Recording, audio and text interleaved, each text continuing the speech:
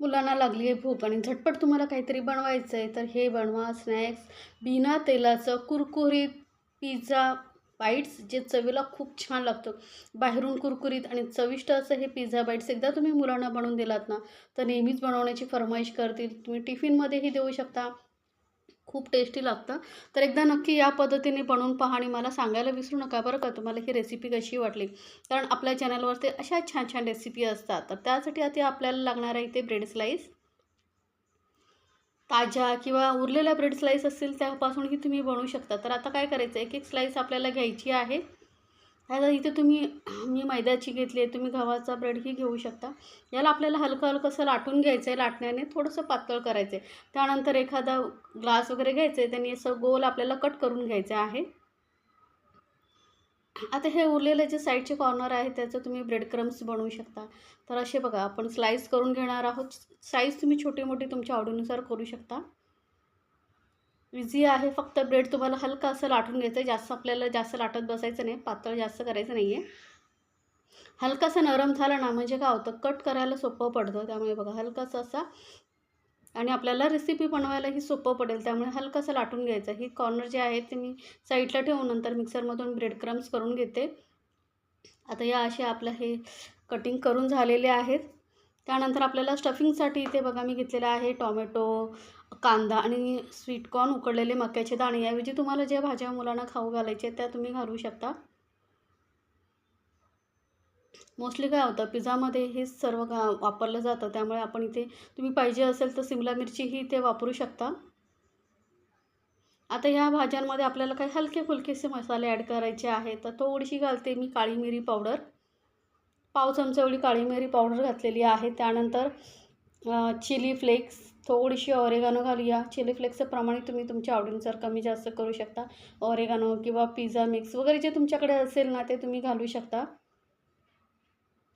थोडंसंच घालायचं आहे मीठ, जास्त मीठ घालू नका. त्यानंतर इथे मी घालते थोडंसं टोमॅटो केचप, किंवा तुम्हाला डायरेक्ट पिझ्झा सॉस येतो तोही तुम्ही घालू शकता. किंवा या पद्धतीने थोडंसं टोमॅटो केचप आणि मेयोनीज वापरू शकता. यामुळे काय होतं, जो आपण बाईट्स बनवणार आहोत ते खूप टेस्टी लागतात, एकदम असं क्रीमीसारखे लागतात. त्यामुळे इथे मी थोडंसं मेयोनीज घातलेलं आहे, टोमॅटो केचप घेतलेलं आहे. टोमॅटो केचपमुळे चटपटीत टेस्ट येते. आता हे सर्व साहित्य आपण छान असं मिक्स करून घेतलेलं आहे. त्यानंतर काय करायचं, आपण एक घेणार आहोत अप्पे पॅन. त्यामध्ये आपण हे छोटे छोटे जे कटिंग करून घेतलेले आहेत गोल ब्रेडचं, त्या आतमध्ये घालण्याचा प्रयत्न करायचा आणि यामध्ये आपण हे स्टफिंग भरून घ्यायचं. हलके असल्यामुळे आती जात नाही, त्यामुळे आधी काय करायचं, वरती स्टफिंग भरायचं आणि हलकंसं प्रेस करायचे, म्हणजे ते व्यवस्थित आतल्या साईडला बसले जातात. तेल तूप काही लावायची गरज नाही आहे. तर बघा हलका ठेवून घ्यायचं आणि त्यावरती हे स्टफिंग घालून घ्यायचं. आता स्टफिंग ना थोडंसं भरपूर घालायचं, म्हणजे काय होतं, मुलांना खाताना टेस्टीही लागतं. हे बघा हे असं आपण स्टफिंग भरून आपले स्नॅक्स तयार करून घेतलेले. वरून थोडंसं चीज किसून घालूया. चीज तुम्ही इथे किंवा जेव्हा आपण स्टफिंग बनवतो त्यामध्येही किसून घालू शकता. पण हे असं वरून घातलं की दिसायलाही खूप सुंदर दिसतं, त्यामुळे मी असं वरून किसून घालते.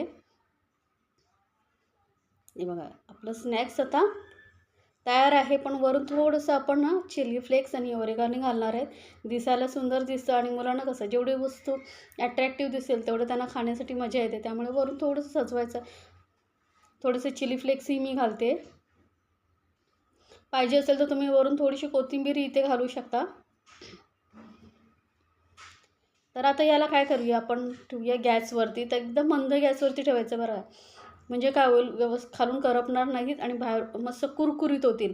जर गॅस फास्ट ठेवला तर जास्त कुरकुरीत होणार नाही, लगेच सॉफ्ट होतील. एक 2-3 मिनटामध्ये आपला हा स्नॅक्स तयार होतो, जास्त वेळ लागत नाही. बघा ब्रेड पातळ असल्यामुळे काय होतं, लगेच कुरकुरीत होतो. तर हे आपलं स्नॅक्स झालेलं आहे तयार. किती छान दिसते बघा. मिनी पिझ्झा बाईट्स तयार झालेले आहेत, कुरकुरीत होतात. तर एकदा नक्की बनवून पहा आणि मला सांगायला विसरू नका बरं का, तुम्हाला ही रेसिपी कशी वाटली. तुमच्या मुलांना तर आवडेलच, पण मोठेही आवडीने खातील, एवढी जबरदस्त टेस्टी लागतं आणि बनवण्यासाठी जास्त वेळही लागत नाही. बघू शकता 5 मिनटामध्ये तयार होतं. बाहेरून क्रिस्पी, आतून मस्त क्रीमी चीजी असं हे आपलं पोटॅटो बाईट्स तयार झालेलं आहे. तर नक्की बनवा आणि आपल्या फॅमिलीसोबत एन्जॉय करा. कुरकुरीत असं हे पोटॅटो